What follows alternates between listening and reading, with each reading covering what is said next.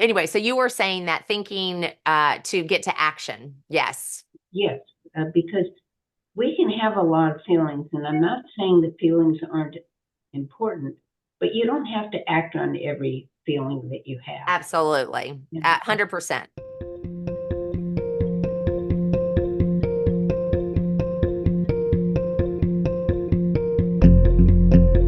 But emotional maturity that comes with that recognition. yeah, I think the challenge is that of the challenge to be specific, I think the challenge of people being more ruled by their emotions, specifically in women, is that our limbic system is larger than that of men. We process emotions more deeply, more strongly, because we have a larger emotional processing system in our brain. And it is a matter of learning how to control those emotions and not act on every single one that comes through. And at the same time, emotions can really serve us well in anchoring our conviction for the action that we will take. Right. It's definitely learning how to work within the way the brain was created and how all of that operates together. So I love that. And I was reading up on you and read a little bit of the article that was published in Orange County Lawyer. Mm. And I thought that was fascinating. So, depending on where our conversation goes, that extraordinary abilities visa, I was thinking, I've never heard of that. And yet I was reading your information around it, I was like, how cool is that? As a means through which people can can be here legally. And anyway, so I've just really enjoyed getting to know you a little bit prior to our conversation today. Well, thank you. If anybody had said to me 29 years ago, do you want to go into business to help people get an immigration visa? I would say, what? What are you talking about? That was never an intent. And, being a marketer and being, a supporter of the value of marketing planning, you just can't plan for that. And it fell into our laps, and it is now 90% of our business. We had our best month ever in May. We're running 60 projects now on a monthly basis. We've had to increase the number of writers we have to handle all the projects, and all of this is based on that specific niche market. Wow. Well, I'm sure you've heard the niches or the riches are in the niches. Yeah. You're definitely leveraging that for sure. So that's tremendous. I love it. Well, I'm going to let me move this over here. And I've got the questions that I sent you over to my right, just for quick reference. I do want you to know that I really do my interviews really to cultivate organic conversation, right? So I send those as a means of kind of getting your brain going. And then as we're talking and you're sharing, I'm sure there are going to be questions that come up for me that I'm going to want to ask you, and I will. And we will then be able just to see where the conversation goes. I want you to know that I tend to target most of my interviews usually go about 25, at most 30 minutes, because I try to keep it in a time frame that people are able to get a walk in and listen to the podcast, as an example. So that's usually my target there. And so yes, any questions for me before we Oh, officially start? well, yes, I do have one question. How did you get into sales and marketing? Your background? So I actually have a chemistry degree. So I'm a science nerd, which is why I love the brain and the study of the brain. But that has served me very well when it comes to how I approach thinking that matters, because I'm really able to incorporate the science aspect of it.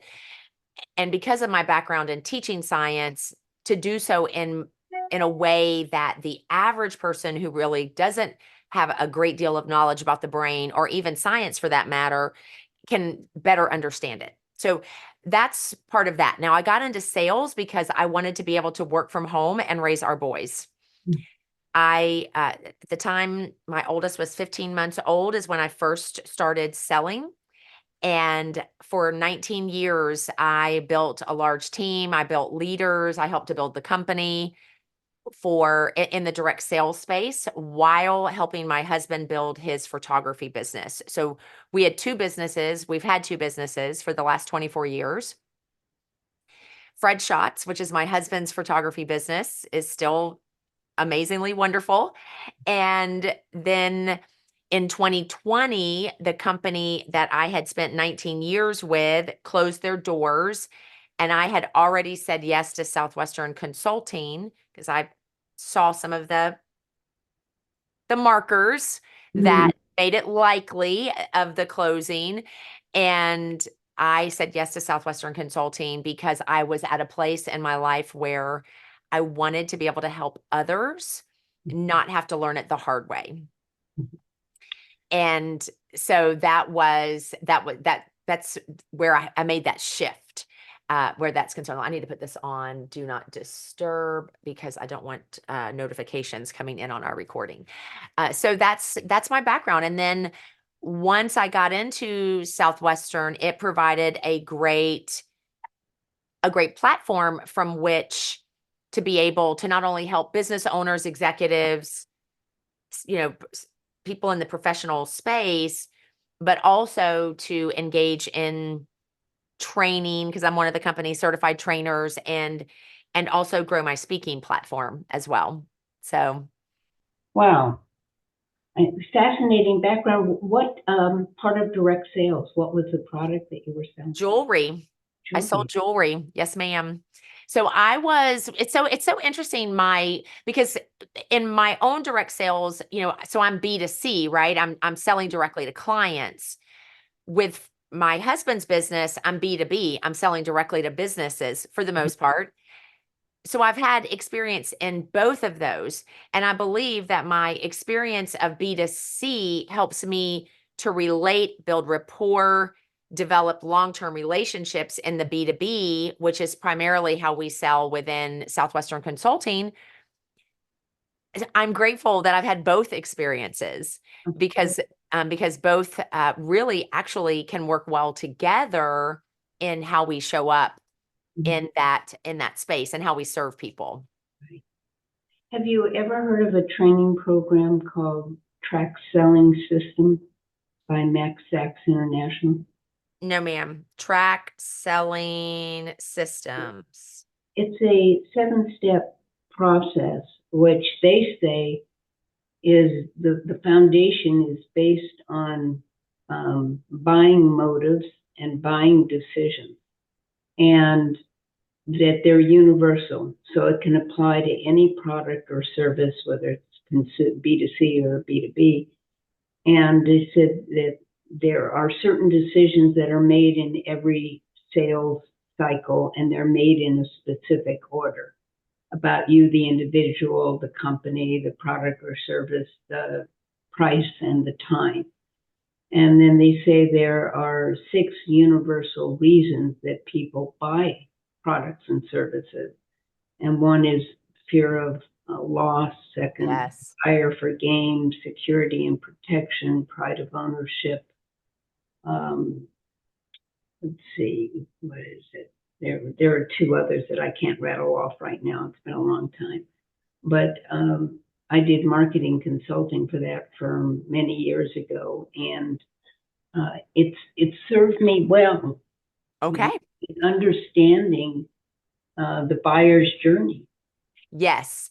It's interesting that you say that the buyer's journey. We were on a leadership meeting yesterday for the company, and they were showing us where our client's journey, buyer's journey, in that sense, some of the development that they're doing on that to give it even greater clarity around that. So I agree. I've made note of that, and I will have to go out and check that out. I always enjoy uh, opportunities for challenge and learning. So Nice. I appreciate you sharing. All right, let me just create a good visual. I have my little um, pad up here. Welcome back to another episode of Thinking That Matters. I am Elizabeth Mahusai, and I am here with Gerri. I am so looking forward to you all being able to gain insight and wisdom from her experience, both professionally and personally. So, with that, Gerri, I would love for you to take a couple of minutes and share a little bit about who you are, your company, and your professional journey. Well, thank you very much for having me as a guest on your podcast. I appreciate it. I am a serial entrepreneur. I learned at a very young age that I wasn't going to fit in the corporate world. And so I've had three businesses in my career. One, I owned a preschool and kindergarten for Wow. many years, dealt with early childhood education and experiences, and then was fortunate enough to be invited to participate in a marketing consulting practice, which I did for 6 years. And my partner in that practice came up with the idea for Trade Press Services, which is my current business that I've founded in 1995. So I'm in my 29th year. Wow. Trade Press Services is a marketing communication strategy firm. We provide three services: writing or content development, media outreach, and general marketing support to help companies whose internal resources are on overload. Any company or individual that wants to increase visibility, credibility, and name recognition in their marketplaces can benefit from the services we offer. Awesome. So with the trade press services, because the fact that you called yourself a serial entrepreneur, I love that because I've been an entrepreneur for so long, and I love that I love that space. And I have a lot of entrepreneurs who listen to the podcast. How do you see your time owning the preschool and then the marketing, the consulting, preparing you for this 29-year and going run for press services? Well, I think I was fortunate from the beginning because I had some skill sets that lent themselves to entrepreneurship. One of them was organization. I had the ability, I don't know how or why, to organize things and follow through. So that was important. I also had a risk tolerance. It said, I'm willing to try and fail. If something doesn't work, I'll try something different. And didn't it didn't bother me when something wasn't working the way I wanted it to or expected. I kept manipulating it in the sense that I would try different things. I would try tweaking it. I would ask for advice. I just feel like I've had mentors and coaches along the way who have helped me build my skills, learn the value of communication, and I've always had a service orientation, which I think is critical for entrepreneurs. It's not always true as an employee. You're more comfortable in the structure of and confines of a defined organization or a defined role. But with entrepreneurship, you need to be of service. And I've always been led by my values, which include integrity, transparency, and the desire to provide a service that's of value to a community, whatever that community. Mm. I love that. So you said some important things. Okay, so you said that you have a skill set that lends itself well to entrepreneurism, and the first thing you said was organization and follow through. Because I hear as a executive coach and working with a lot of business owners that organization is is one of the most challenging things for many of them. What would you say would be, if you could give one or two key either systems that you put in place or ways in which you have built great organization within your businesses, what would you give as tips for the listener? Well, I think planning is critical. You have to have a marketing plan or a business plan. I think back to reading The E-Myth Revisited by Michael Gerber. And in that, he said, entrepreneurs need to bring three skill sets to the table. And one was the visionary, one was the operations, and one was the management. So the example that he gave was a beauty shop. Somebody who's a beautician is making a lot of money working for somebody else, looks around and says, I can do this on my own and make more money.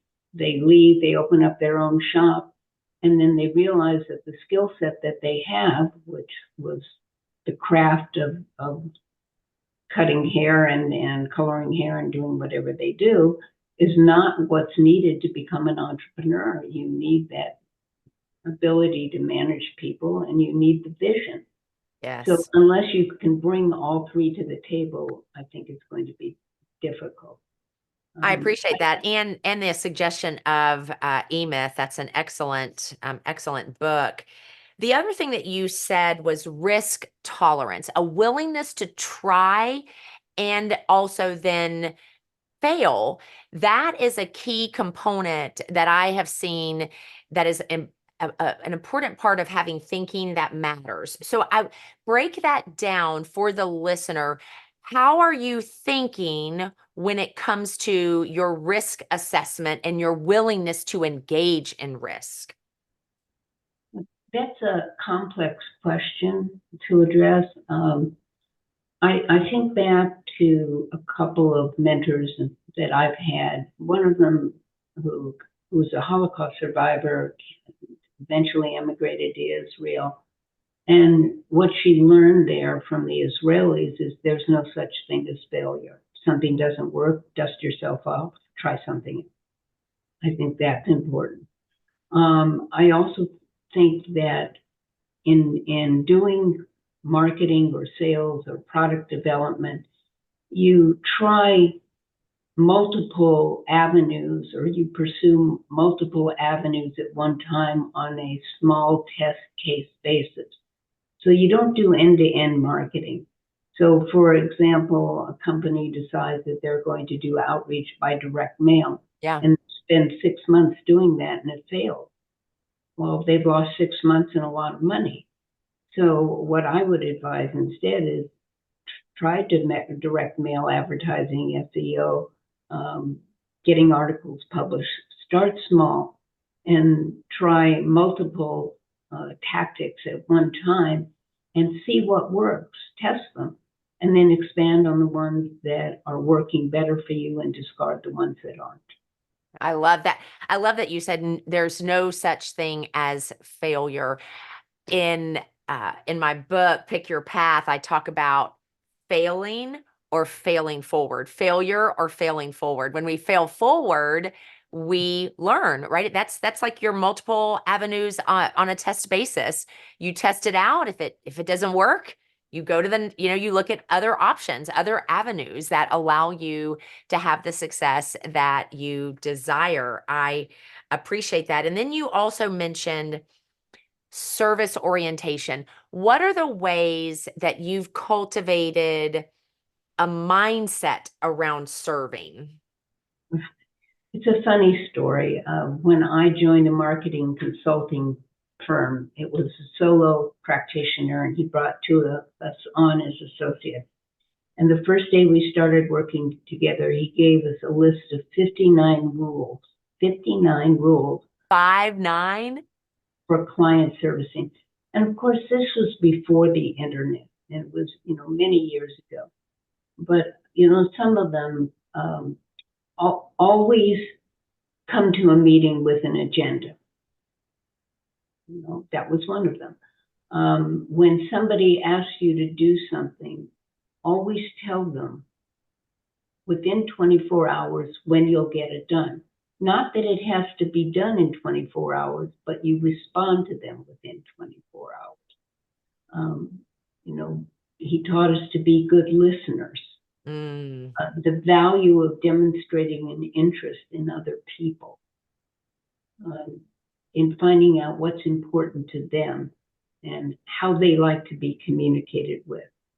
So there were just a variety of guidelines that he set forth that really helped me to understand how to build meaningful relationships. I love that. And coming out of, coming out of that, when you created Trade Press Services, what was your thinking, or maybe even you may speak to the underlying motivation of having your own business? Well, I had had my own business before, both in the marketing consulting and in the preschool. But my partner in the consulting practice said to me, I have this idea for a new business, and I've asked some other people to test it, and they haven't been successful. What do you think? And I said, I love it. So his idea was that most of our B2B clients really wanted to get articles published in their industry trade magazine. Mm, But the only way to do that at the time was to work through an ad agency or a PR firm that charged hefty retainer fees.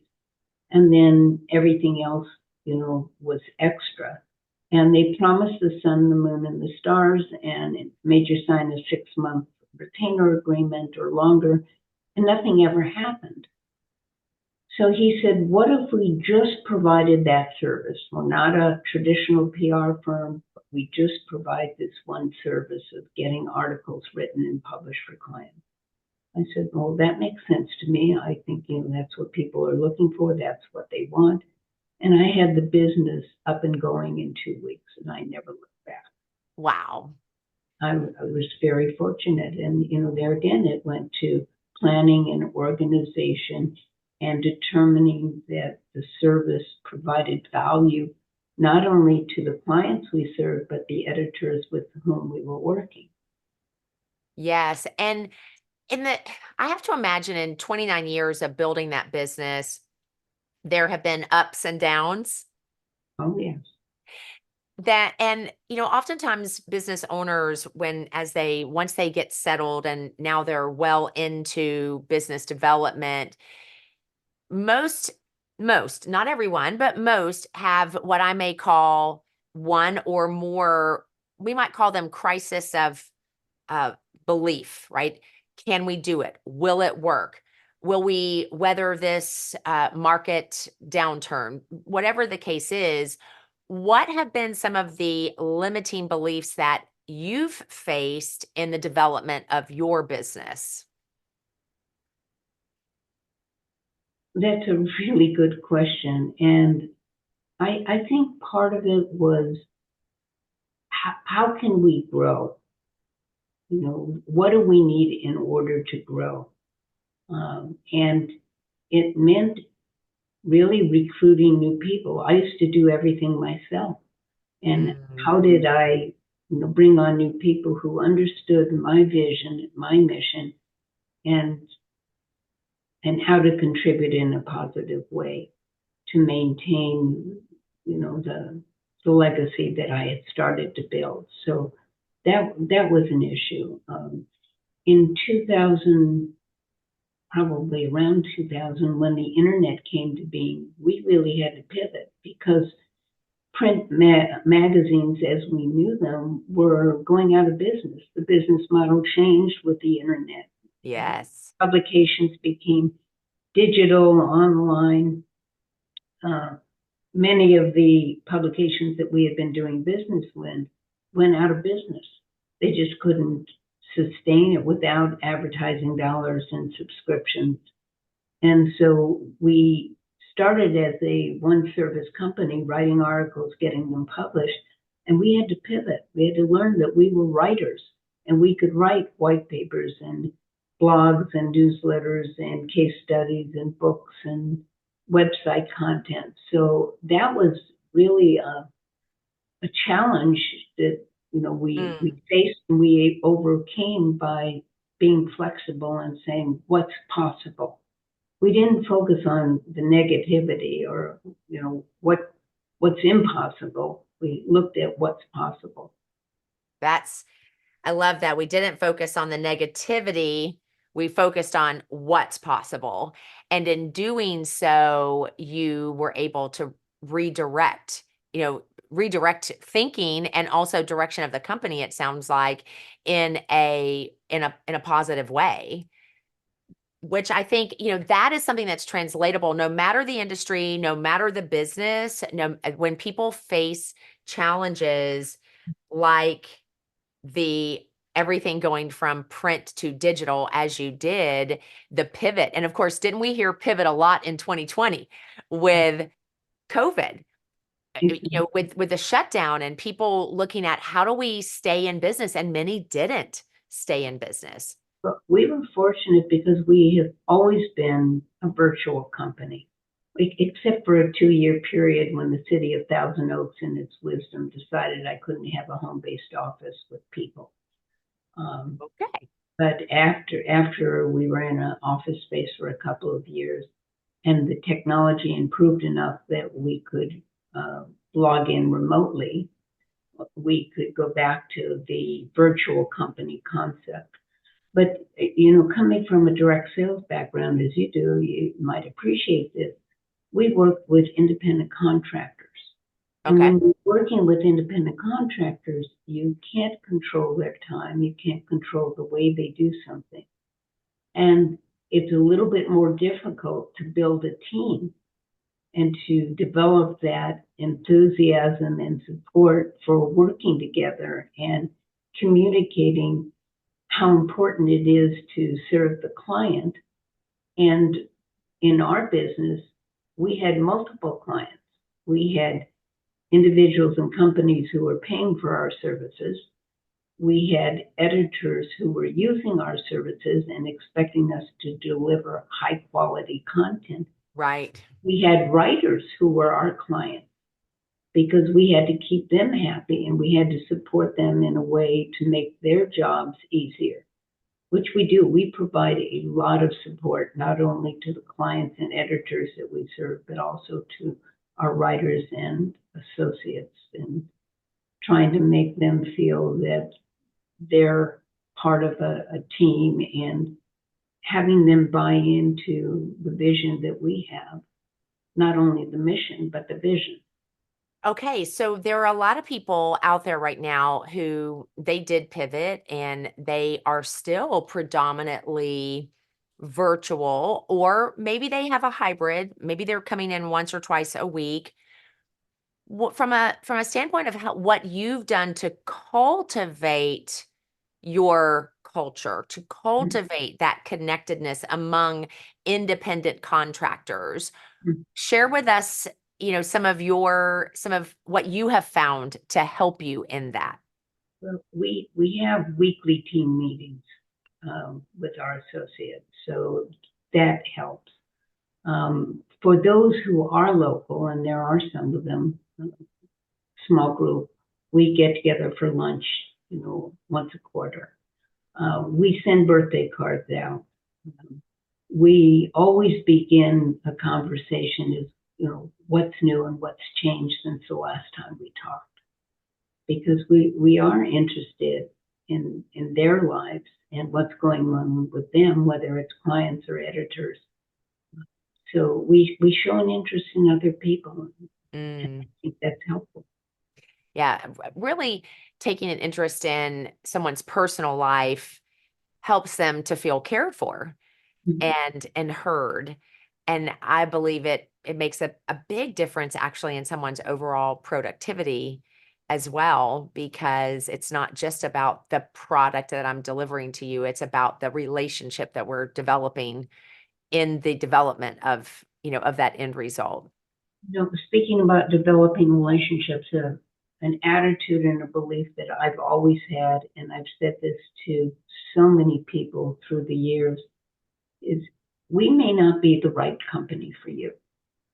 And if we aren't, that's okay.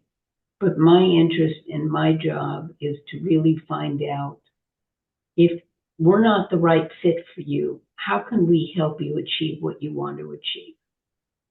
And if that means leaving our organization, I'm okay with that because it makes me feel good that somebody is getting some benefit and some direction and feels supported by somebody other than their mother or father. Excuse me. No, I appreciate that. We would say in the sales coaching world, that's a good buying atmosphere, right? We may not be the fit for you, but that's the goal of a conversation is let's determine that, and then if we're not, hey, how might we be able to serve one another or to support one another in that development? I know the I love that you said that my interest is in helping you to achieve your goals, right? That is, and that belief that you're sharing there is rooted in some key thinking. Okay, so because our beliefs, the way I see brain development is that we think, we dwell, and we cultivate beliefs out of that thinking. What for you has helped you to cultivate that conviction that even if we're not right for you, my interest is to help you be successful? What do you believe is the genesis thinking to that belief? I think it comes from the values that I was taught as a child in terms of respect for other individuals, kindness, um, charity. I mean, those are things that my parents taught me were important, and I think I adopted that mindset. Wow, it really speaks to the importance of what we're demonstrating, what we're teaching our children during their time of growing up, and how that shows up in our adult lives where that is concerned. So I really appreciate that. Now, one of the things that I found intriguing when I was reading an article that you wrote for Orange County Lawyer was that a real niche for you all is helping folks in getting visas.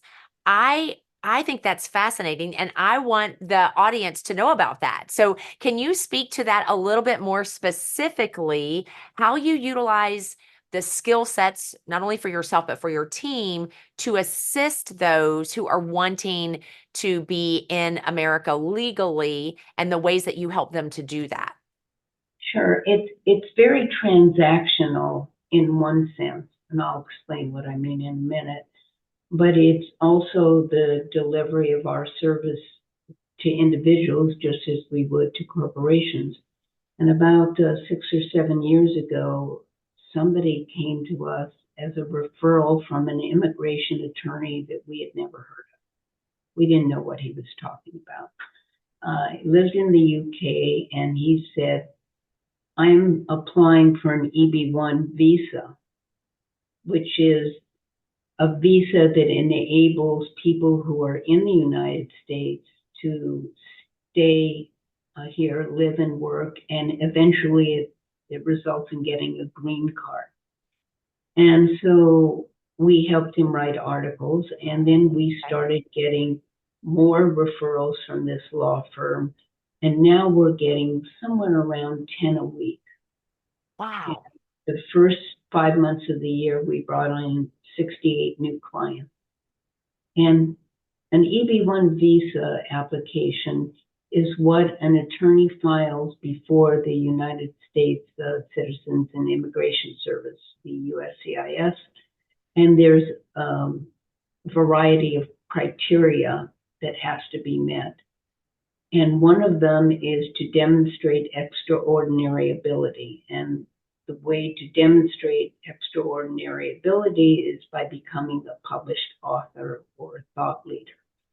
So typically what happens is that these individuals get a bachelor's degree in their country of origin, and then they come to the United States to go to graduate school for either a master's or a PhD.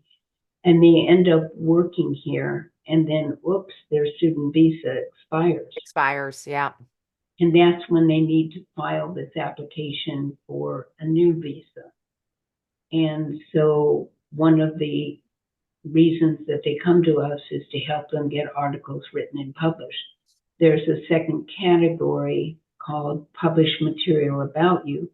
So that would also involve writing where a reporter or a journalist or one of our freelance writers would actually write the article, maybe in a Q&A format, and interview the client so the client's area of expertise comes out. So we've been able to help in that area. They've also come to us and asked for help in writing letters of references or what's called Mm, critical role or a letter of intent, or help in getting them opportunities to become peer reviewers or judges in industry awards. So okay. there's a variety of ways that we serve these immigration clients, and it's not a niche that we could have ever predicted. It just fell into our laps, and we're very grateful because you see how these individuals are making a positive contribution to our society, and we're thrilled when we hear that their applications have been approved. That is tremendous. Again, a way that you're able to live into respecting kindness and charity in the sense of the how you're serving, and also another example of a willingness to pivot according to a direction that was presented to you. I love that. You know, it occurred to me as you were talking about helping them to write and be published. I think I would be remiss if I didn't ask you for you to share your thinking around AI and how much it is for some adjusting the landscape of writing, of intellectual property.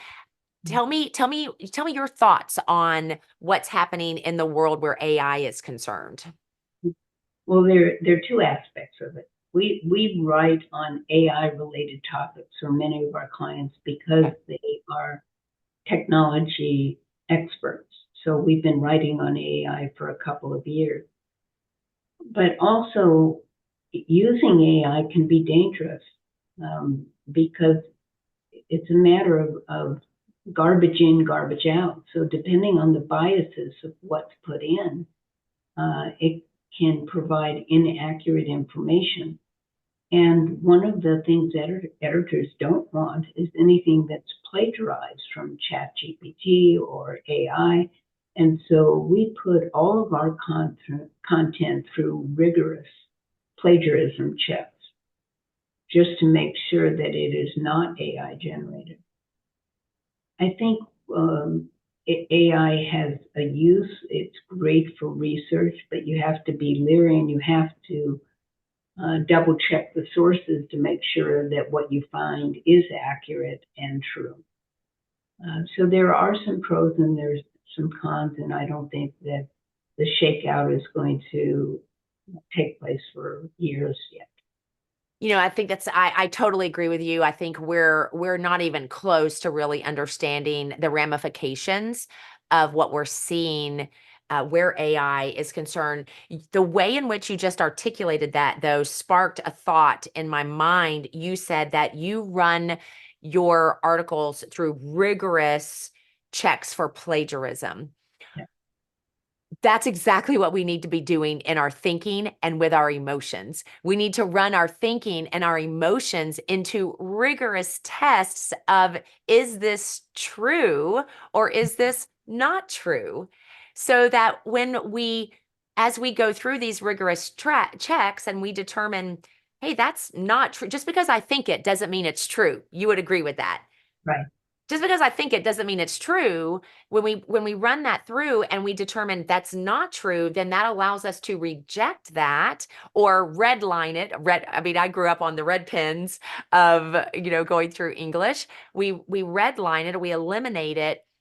That way we can be focused, you said, you said you double check sources to ensure that it is true. The same would be the case for our thinking as we are ensuring that we're not just acting out of emotion, but we're acting out of what is true. How, what does I that think spark that's in you? true. What that sparks in me is two things, is the concept of cognitive dissonance, Yes. where you believe two things at the same time that are opposing, and how do you rectify it or how do you live with it? And the other thing that it made me think about was when my mother had to go back to graduate school to get her teaching credentials. She took a class in philosophy, and what they had to deal with there was a hierarchy of value. Mm, yes. And that is a thought process of determining where your values um, exist, what's at the highest, and what happens when they're not in alignment, because it impacts your thinking. Yes, it does. Yes, it does. It makes me think of a couple of college classes where it created such a wrangling within me because it was challenging, right? My values. I love that. And I love your connection to how the cognitive dissonance and what what steps that we can take in order to deal with that. Man, I so appreciate the value of not only your experience, your perspective, as it relates to just this lengthy career of entrepreneurism and business ownership. Mhm. One of the things that I always like to round out with, and I think as as we think about this idea of thinking that matters, why do you believe it's important to cultivate thinking that matters? Well, I believe thinking that matters ends up being a vision for your company or a vision for your life. And without that vision, then you can't effectively design a mission or strategies or tactics to carry on and to achieve what you want to achieve. So I think that thinking really the foundation is for creating your vision. Oh, I love that. And I quote even to my own self the proverb, without vision, the people perish. Or another way of saying it, without vision, people cast off restraint. They stop doing the things that are necessary to move their business forward or to grow in their life because of the lack of vision. I love that. Before I close us out, I would love for you to share one or two thoughts that you work to cultivate in your own mind. Maybe it's on a daily basis. It could be sometimes multiple times a day. What have you found that has helped you to stay on track and focused in your thinking to have such a long career as an entrepreneur? Wow, that's a tough question, but one of the things that I'm grateful for is recognizing the value of connections and how Mm, connections give purpose and meaning to life. Now, that's not my quote. I read it somewhere, but it resonated with me. And I have a little sticker on my computer screen that is a reminder for that. I also think it's important to manage expectations mm. and trust in processes. Those are guidelines that I live by on a daily basis. I love that. So you said connection gives value and meaning. So the value Purpose. to life. And Connection gives purpose and meaning. thank you, purpose and meaning. I'm so glad that I asked to make sure that I heard it correctly. So connection gives purpose and meaning to life, and the importance of managing expectations, not only managing our own expectations, but also managing the expectations of those we lead, Oh, those we serve. exactly. I mean, all of those. And you said, and to trust the process, because cultivating thinking that matters is a process. When we take even your thought process behind that, cultivating thinking that matters means you're cultivating a vision for your life, a vision for your business, and that it's in the pursuit of that vision, we'll find connections that will give us purpose and meaning. And along the way, we're going to have positive results and negative results, and we can learn from those because there is no such thing as failure, as you had shared earlier.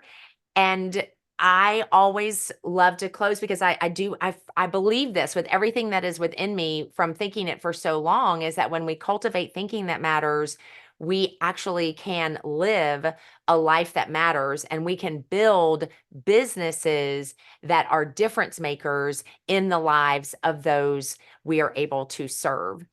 I appreciate you, Gerri, so much for the opportunity to have this conversation. And I just look forward to seeing how you continue to be a difference maker in the lives of the people that you serve. Well, thank you very much. I've enjoyed talking with you.